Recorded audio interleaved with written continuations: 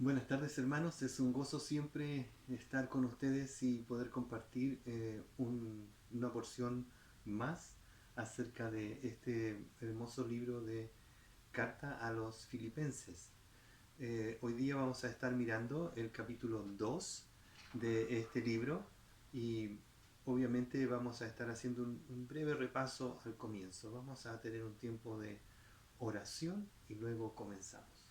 Padre, gracias te damos por esta oportunidad de exponernos a tu palabra, sabiendo que ella no vuelve vacía, sino que hace su obra en nuestras vidas. Pedimos que a través de tu palabra podamos ser no solo alimentados para tener más conocimiento de ti, del Señor Jesucristo, nuestro Salvador, y cómo aplicar a nuestra vida, sino que también, Señor, esta tu palabra pueda traernos gozo a nuestro corazón. Te lo pedimos en el nombre de Cristo. Amén. Leo la porción de hoy, dice en Filipenses capítulo 2, versículo 1 al 11. Por tanto, si hay alguna consolación en Cristo, si algún consuelo de amor, si alguna comunión del Espíritu, si algún afecto entrañable, si alguna misericordia, completad mi gozo sintiendo lo mismo, teniendo el mismo amor, unánimes, sintiendo una misma cosa. Nada hagáis por contienda o por vanagloria, antes bien, con humildad, estimando cada uno a los demás como superiores a él mismo, no mirando cada uno por lo suyo propio, sino cada cual también por la de los otros. Haya pues en vosotros este sentir que hubo también en Cristo Jesús, el cual siendo en forma de Dios, no estimó el ser igual a Dios como cosa a que aferrarse, sino que se despojó a sí mismo, tomando forma de siervo, hecho semejante a los hombres, y estando en la condición de hombre, se humilló a sí mismo, haciéndose obediente hasta la muerte y muerte de cruz. Por lo cual Dios también lo exaltó hasta lo sumo y le dio un nombre que es sobre todo nombre, para que en el nombre de Jesús se doble toda rodilla, de los que están en los cielos y en la tierra y debajo de la tierra, y toda lengua confiese que Jesucristo es el Señor, para gloria de Dios Padre. Así que esta porción está ligada a todo el contexto de la carta del apóstol Pablo a esta iglesia de Filipo.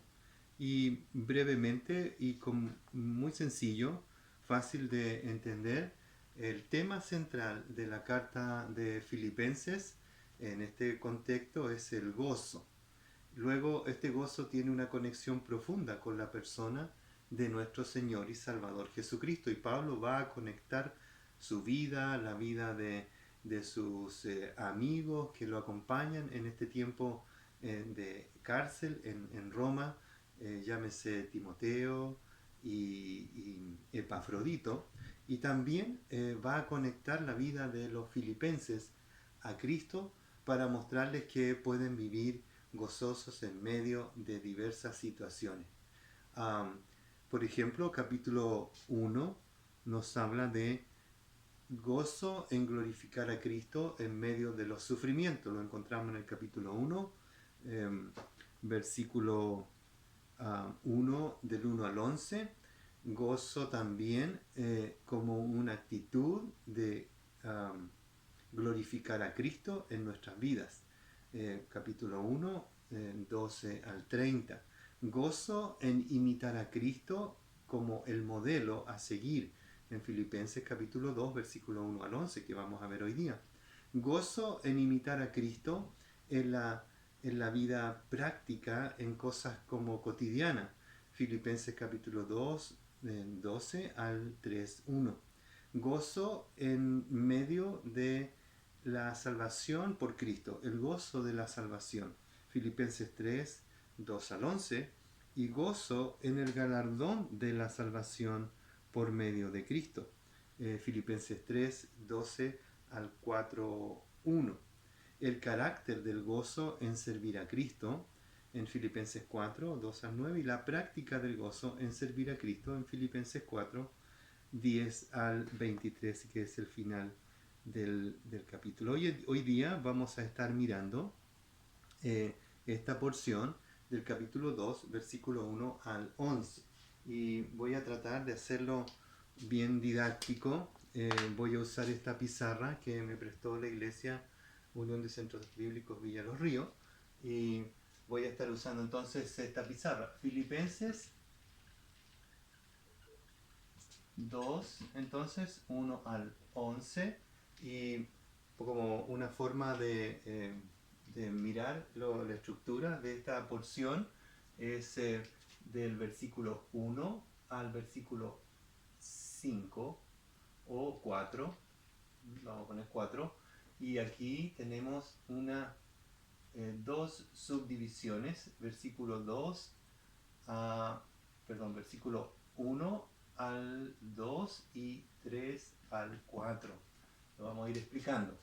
Y luego tenemos la segunda división del 5 al 11 y una subdivisión también desde el versículo 5 al 8 y del 9 al 11.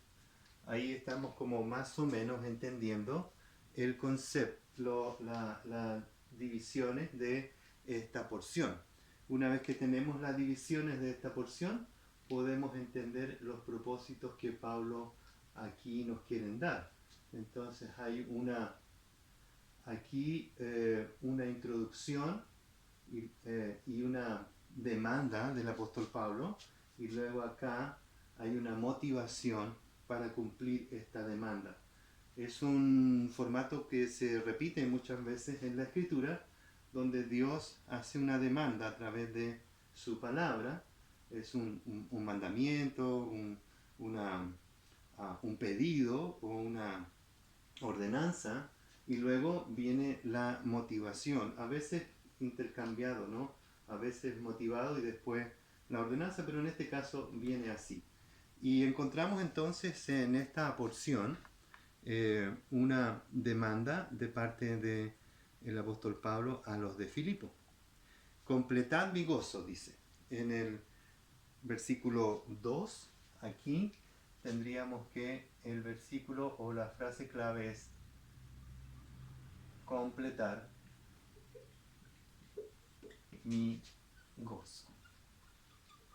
¿Cómo los filipenses van a completar el gozo de Pablo? Pablo ya es un hijo de Dios gozoso, es un siervo del Señor que tiene sumo gozo. Y no nos olvidemos que, yendo al contexto histórico de la carta, Pablo se nos presenta allí en Filipo como una persona gozosa en medio de las dificultades. No se olviden que llegó a Filipo por causa de este varón macedonio, ¿cierto?, que se le apareció en sueño, lo invita a ir a este lugar, y luego allí, cuando llega ya, descubre que no hay sinagoga donde él pueda enseñar. Así que va al río, le predica a las mujeres, y allí entonces Lidia, por obra sobrenatural del Señor, abre su corazón al Evangelio, y ella, junto con su casa, son convertidos al Evangelio.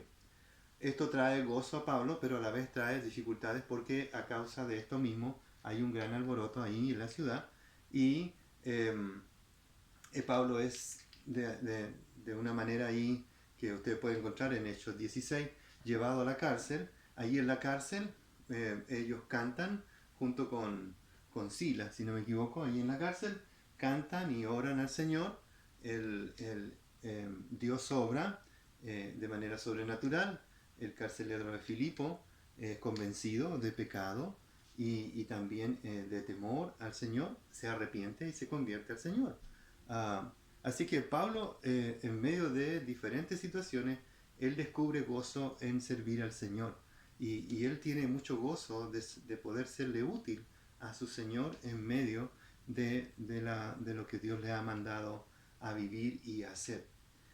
Completar mi gozo. Pablo era un hombre gozoso, pero le faltaba, dice él, gozo uniéndose a los de Filipo.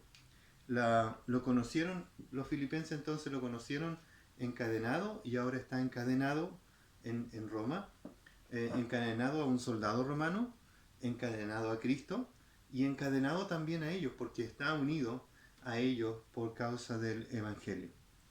Y ahora dice que sería aún más gozoso si ellos tuviesen un mismo sentir con Él.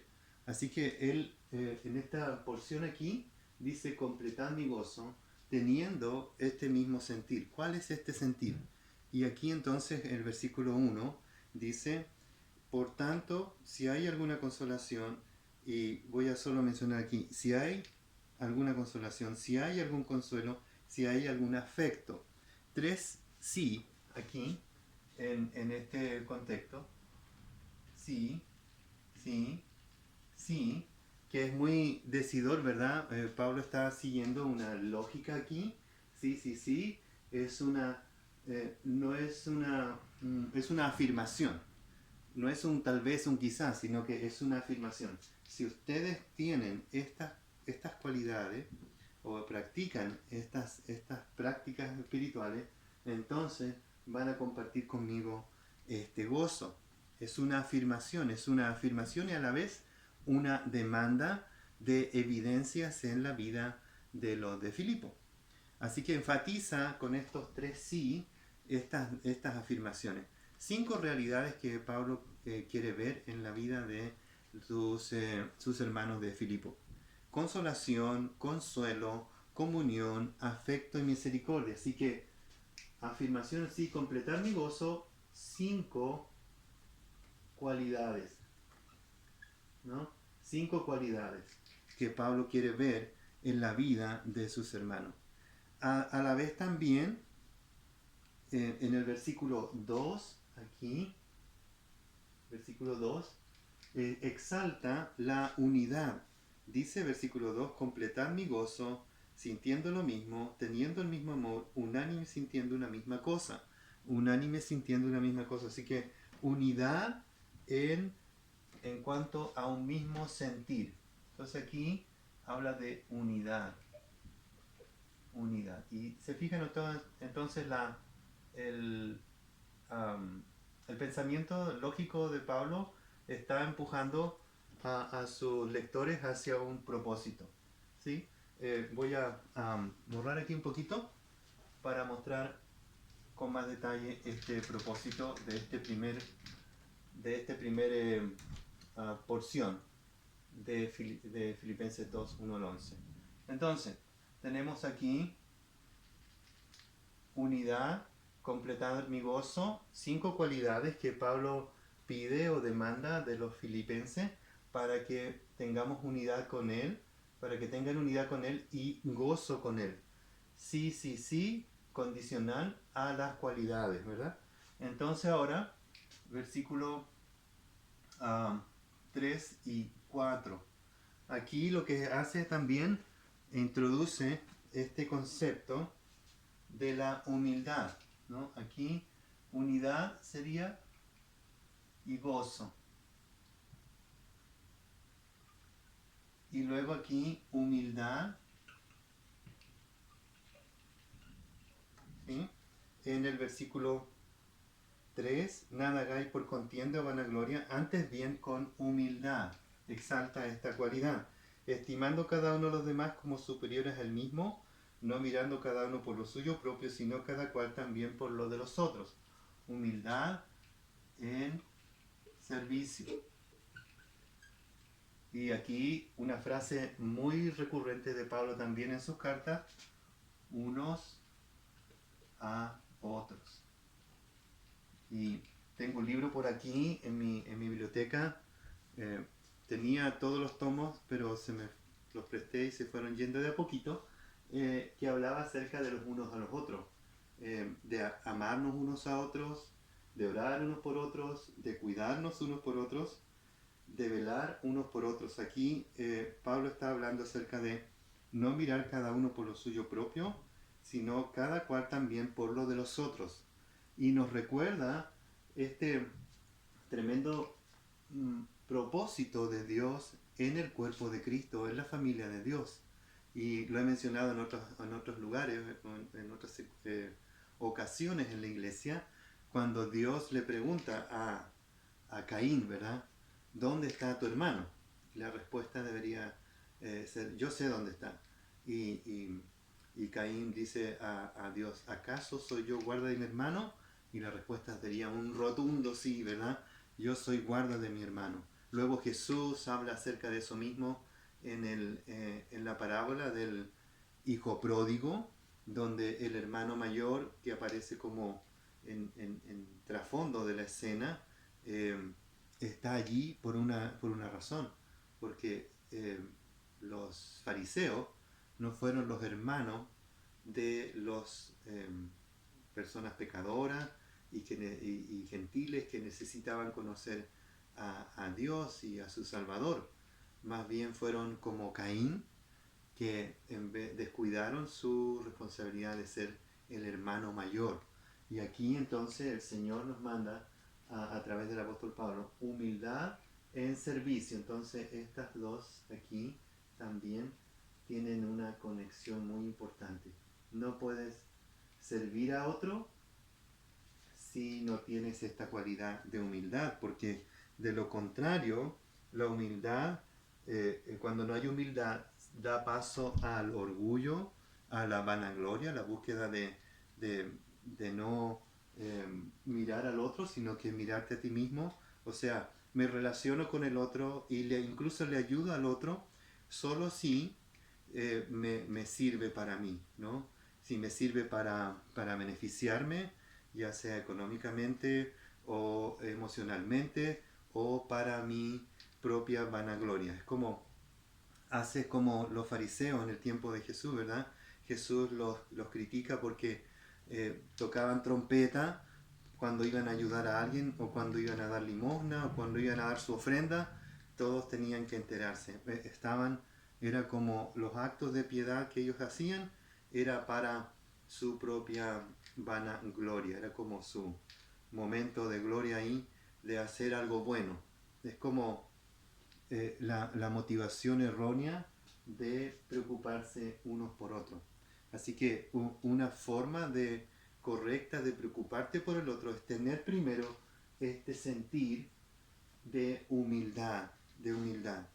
Nada hagáis por contienda o vanagloria, antes bien con humildad.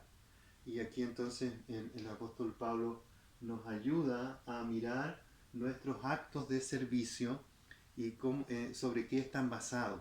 Y entonces el texto dice que está basado sobre la humildad, la humildad. Ahora, la Biblia nunca nos deja náufragos de, de los conceptos correctos, ¿verdad? Entonces voy a borrar aquí, vamos a dar paso a la segunda porción del capítulo 2, 1 al 11. Y aquí encontramos entonces, capítulo 2, 1 al 11, la segunda porción que empieza en el versículo 5 y nos habla acerca y nos explica lo que es la humildad, pero para ser mucho más didáctico y mucho más motivador, el apóstol Pablo entonces dice, la humildad no es un concepto, no es una filosofía, no es algo como etéreo, así, ¿no? Como solamente algo intelectual, no se define solo por el diccionario, por así decirlo, sino que se define por una persona y esa persona es la persona de Cristo. Así que aquí, en la segunda porción, del 5 al 11, es el ejemplo máximo de humildad. ¿Y quién es este ejemplo máximo de humildad? Por supuesto es Cristo, ¿no? Es nuestro Señor Jesucristo. Así es que toda esta segunda porción va a girar en torno a la persona de Cristo como el ejemplo vivo y el ejemplo máximo a seguir cuando nosotros queremos entender lo que significa la humildad y cómo entonces el apóstol Pablo lleva a sus lectores y obviamente a nosotros a entender lo que es la humildad. Dice entonces versículo 5 en adelante, haya pues en vosotros este sentir que hubo también en Cristo Jesús. ¿Cuál sentir? El sentir de humildad. Y este sentir de humildad entonces va a traer varias cosas a nuestras vidas. Así que Cristo como ejemplo máximo. Primero, aquí. Bueno, una explicación aquí, el ejemplo de Cristo.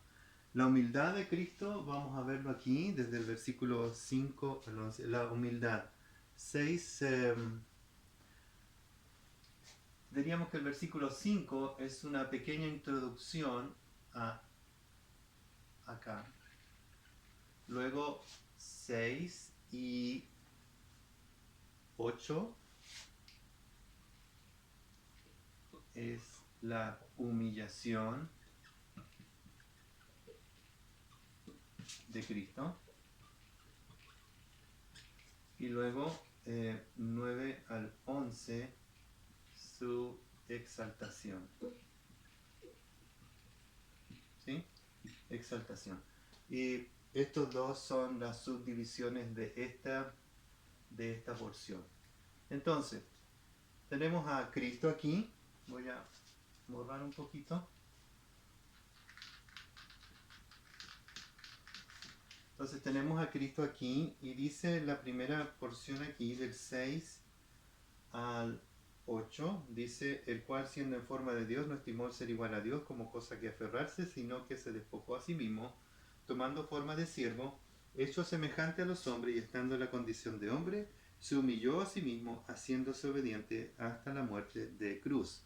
Y aquí entonces tenemos la humillación de Cristo, lo que los teólogos denominaron la kenosis.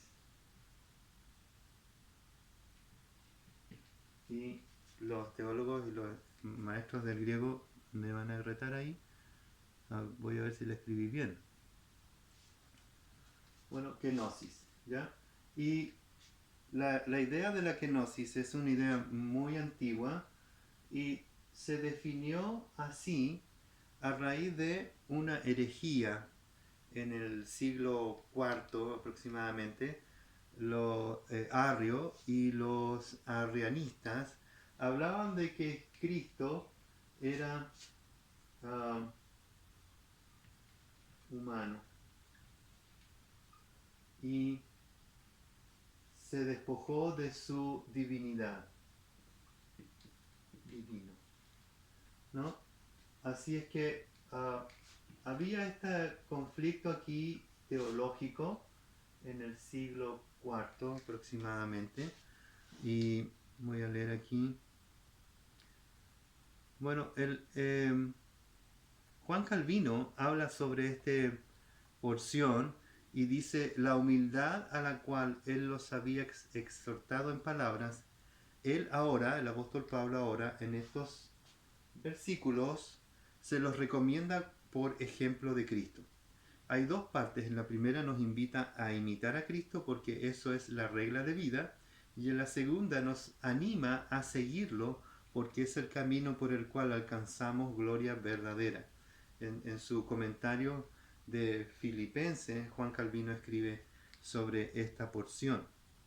Luego, Charles Ryrie, que algunos tienen su Biblia Ryrie, describe el concepto de la siguiente manera. En la kenosis, Cristo se despojó a sí mismo de retener y aprovecharse de sus condiciones de Dios y tomó la naturaleza humana para poder morir. Muy interesante eso. Entonces conecta la naturaleza de Dios con su sacrificio, ¿no? Sacrificio.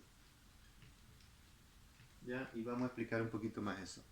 Así que el pasaje de Filipenses 2, 6 al 11 es conocido como el pasaje de la kenosis, y allí entonces hubo una lucha muy muy grande en el IV siglo a través de esta palabra. Una sola letra fue la que los tuvo por muchos años discutiendo sobre la naturaleza de Cristo, si era divino, humano o humano divino, o solamente humano o solamente divino. Y la idea era la siguiente: los arrianos usaban el término homoiousia, que era una ínoma, ¿no? Lo que hacía la diferencia. Homoiousia. Se dice sustancia similar a. Entonces ellos decían que este Jesús era similar al Cristo, pero no igual. Y los del concilio decían que Cristo era homoousia, es decir, no usaban la I, diciendo que Cristo y Jesús eran 100% divino y 100% humano. Luego en el concilio de Nicea se afirmó esto, y en el concilio de Constantinopla, ya aproximadamente como 50 años después, se reafirmó, se confirmó este concepto de la kenosis y se declaró a los arrianos, o que mantenían la idea de que Jesús era humano y se había despojado de lo divino. Cuando nació Jesús, vino, se hizo hombre, y luego el que murió en la cruz no era ni Cristo, era solo el humano, ¿no? El humano. Pero era necesario, dice después, vamos a explicar por qué. Por eso afirmamos entonces nosotros los cristianos fundamentalistas, afirmamos que Cristo es 100% divino y 100% humano, porque cada vez que nosotros afirmamos una declaración teológica, tenemos que ver las implicaciones que esta tiene a las otras verdades teológicas, ¿no? En este caso, la implicación enorme hacia el tema del sacrificio salvífico de Cristo. Si no hubiese sido 100% divino y 100% humano, su sacrificio salvífico sería parcial. Y por lo tanto, entonces, esto da pie a otro concepto, el arminianismo,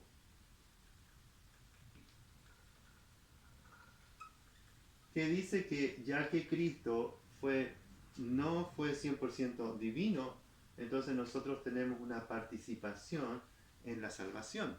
Somos como coayudadores, o luego se introdujo en el catolicismo la idea de los que ayudan a la salvación, ¿verdad? La mamá del Señor Jesucristo, que es María, y los santos, y las oraciones de los santos, y luego las famosas bulas papales y todo lo demás, ¿no? Entonces, mira la implicación que esto tenía, entender bien el tema de la kenosis, o el vaciamiento o la humillación de Cristo al venir y hacerse hombre. Otros comentaristas como John MacArthur, por ejemplo, mencionan la kenosis como la humillación del Rey del cielo, en este caso el Señor Jesucristo, que es la segunda persona de la Trinidad, se humilló al hacerse humano. Su humillación es esa.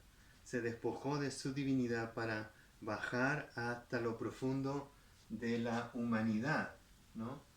Por así decirlo, tomó este cuerpo mortal y se vistió de humillación, ¿no? Se vistió de humillación. Y ese vestirse de humillación, es decir, de vestirse de humanidad, lo hizo bajo esta premisa de la humildad. Entonces Cristo es la encarnación de la humildad, porque Él se despojó de su gloria, de su supremacía, y se hizo hombre. Y en el tiempo en que Él vivió durante la tierra, siguió siendo divino, pero se limitó a sí mismo voluntariamente para cumplir los propósitos del Padre, y lo vamos a ver al final de esta porción. Entonces, aquí vemos esto. Y luego, algo muy sencillo, ¿no? Versículos 7 y 8, 4 cosas que Cristo exteriorizó cuando se despojó de su naturaleza divina, su peregrinaje a la tierra. Tomó forma de siervo, primero, se hizo semejante a los hombres, se identificó con la condición de hombre y se sometió a obediencia hasta la muerte. Y entonces estas 4 cosas son la humillación de Cristo y expresan su humillación expresa su humildad. En Hebreos capítulo 2, versículos 9 al 18, hay un párrafo muy, muy lindo ahí, muy aclaratorio, cómo esto de la kenosis y del despojarse del Señor tiene que ver con nuestra salvación. Y entonces Hebreos capítulo 2 dice, por tanto, voy a leer desde el versículo 9, pero vemos a aquel que fue hecho un poco menos que los ángeles, a Jesús, coronado de gloria y de honra a causa del padecimiento de la muerte, para que por la gracia de Dios gustase la muerte por todos. Entonces se despojó para gustar la muerte por nosotros, porque convenía aquel por cuya causa son todas las cosas, es decir, al Señor Jesucristo, por cuya causa son todas las cosas, Él es superior sobre todas las cosas, y por quien todas las cosas subsisten, que habiendo de llevar muchos hijos a la gloria, perfeccionarse por aflicciones al autor de la salvación de ellos. Así que la humillación en humildad de Cristo tiene mucho que ver con nuestra salvación. Si Cristo que vino, divino y humano, murió en la cruz por nosotros porque era necesario. Porque el que santifica a los que son santificados, de uno son todos, por lo cual no se avergüenza de llamarlos hermanos, diciendo, anunciaré a mis hermanos tu nombre, en medio de la congregación te alabaré, y otra vez yo confiaré en él, y de nuevo aquí yo y los hijos de Dios que me dio. Así que por cuanto los hijos participaron de carne y sangre, él también participó de lo mismo, para destruir por medio de la muerte el que tenía el imperio de la muerte, este es el diablo. Entonces, él participó de lo mismo. Su humillación tiene que ver con participar de nuestra naturaleza divina, y eso demuestra su humildad. ¿Sí? Ahí avanzamos en eso. Entonces Pablo está hablando, motivando a los de Filipo para tener este sentir que hubo también en Cristo, no pensando en nosotros mismos, en nuestra propia vanagloria, porque en este caso nuestra gloria es vana, no tiene sentido, porque fuimos pecadores, somos pecadores, el Señor nos miró aún en nuestro pecado, nos amó, no tenemos nada de qué gloriarnos. Ahora solo nos podemos gloriar en Cristo, obviamente, pero antes de eso, nada. Así que vanagloria. En el caso de Cristo, gloria verdadera, pero se humilló y se despojó. Entonces el mismo sentir, no la igual en el mismo naturaleza o contexto, no somos divinos, no somos pequeños dioses ni nada de eso, pero sí el mismo sentir, un sentir de humildad, sometiéndose a la voluntad del Padre. Así que el pasaje en Filipenses, para que y luego viene la otra porción. Entonces del 9 al 11 hablamos aquí de su humillación, ¿no? Humillación, y luego su exaltación. ¿Ya? Su exaltación. Y vemos entonces también que así como el Señor trajo humillación a la vida de Cristo para cumplir sus propósitos, los propósitos del Padre, vamos a unir aquí todo con Dios Padre y su gloria, ese mismo sentir debemos tener nosotros. Nos humillamos y nos sometemos a los propósitos de Dios para su gloria, y eso va a traer algún tipo de bendición a nuestra vida. Y Pablo lo va a mencionar aquí, versículo 9 al 11, exaltación. Y dice, por lo cual Dios también lo exaltó hasta lo sumo y le dio un nombre que es sobre todo nombre, para que en el nombre de Jesús se doble toda rodilla de los que están en los cielos y la tierra y debajo de la tierra, y toda lengua confiese que Jesucristo es el Señor, para gloria de Dios Padre. ¿No? Para gloria de Dios Padre. Es para su gloria. Así que la humillación de Cristo y su humildad, ¿qué hizo? Trajo gloria al Padre, y como consecuencia de su obediencia humilde, trajo salvación a nuestra vida.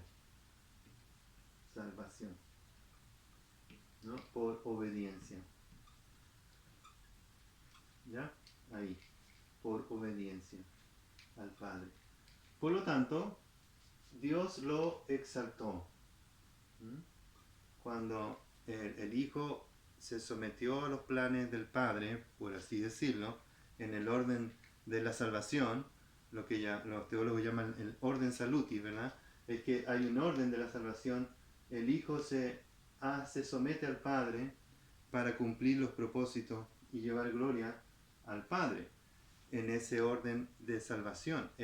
Una sumisión, una subordinación con el propósito, ¿no?, de cumplir la voluntad del Padre. Aquí, entonces, al cumplirla, Dios lo exalta hasta lo sumo, dice. Y cita aquí Pablo un pasaje de Isaías, capítulo 45, 23 y 24. Y dice así el pasaje: por mí mismo hice juramento, de mi boca salió palabra en justicia y no será revocada, que a mí se doblará toda rodilla y jurará toda lengua y se dirá de mí: ciertamente en Jehová está la justicia y la fuerza, a él vendrán y todos los que contra él se enardecen serán avergonzados. Y luego el cumplimiento en Apocalipsis 5:13: y a todo lo creado que está en el cielo y sobre la tierra y debajo de la tierra, en el mar, y a todas las cosas que en ellos hay, oí decir: al que está sentado en el trono y al Cordero sea la alabanza, la honra, la gloria y el poder por los siglos de los siglos. Amén. Así que la gloria es para el Señor.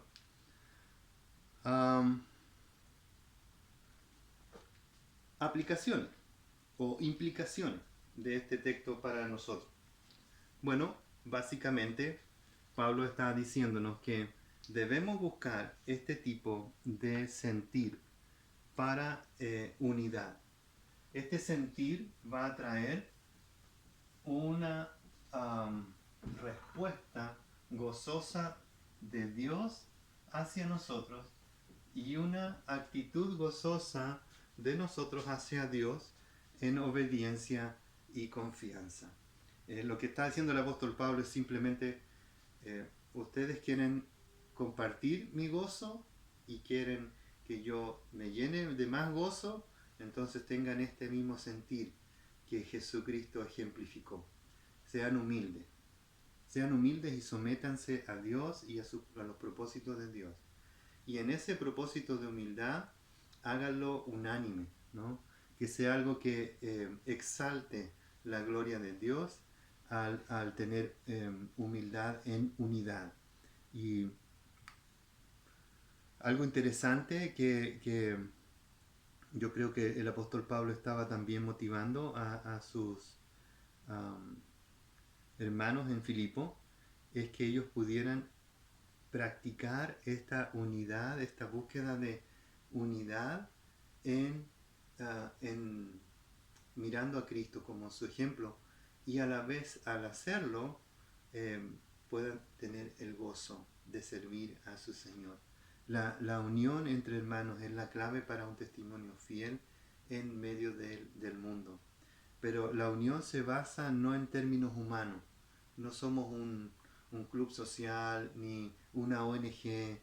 La única base en la cual se basa la unidad es a través de los términos de Dios. Es la unión que tenemos en Cristo. La unión es posible solamente cuando hay una disposición humilde a obedecer los propósitos del Padre.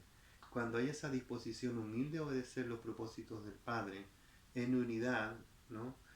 Vamos a tener este sumo gozo, o este gozo que el apóstol Pablo tenía al cumplir los propósitos del Padre y sufrir muchas veces los sufrimientos de Cristo, como dice al final del capítulo 1. Él está diciendo: el gozo es algo que va más allá de las circunstancias, va más allá de lo que de las situaciones que vas a tener que vivir por obedecer a Cristo, por obedecer a Dios, por llevar gloria al nombre del Padre. Entonces, cuando haces eso con una disposición humilde y gozosa de obediencia a la voluntad del Padre, no regañando, no diciendo: ay, Dios me manda a que yo deje de hacer esto, para que luego haga esto otro. Dios me puso en la cabeza a este hermano que tengo que, no sé, visitar o perdonar.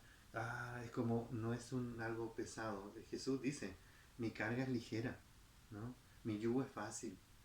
Y el Señor nos dice que la obediencia es una obediencia gozosa. Lo dice por su ejemplo vivo.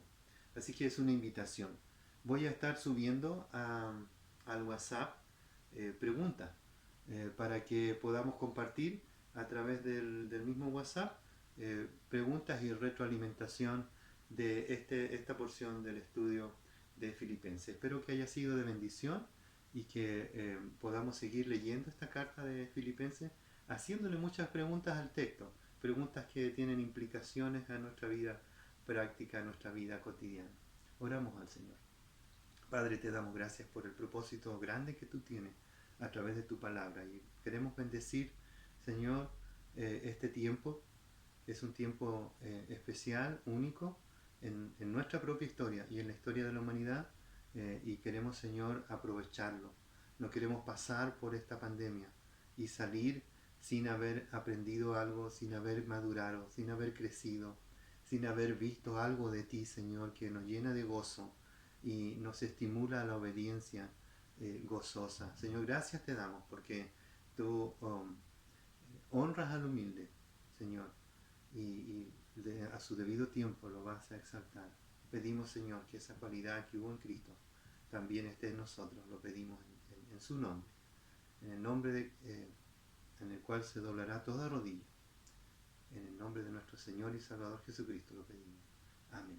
El Señor les bendiga.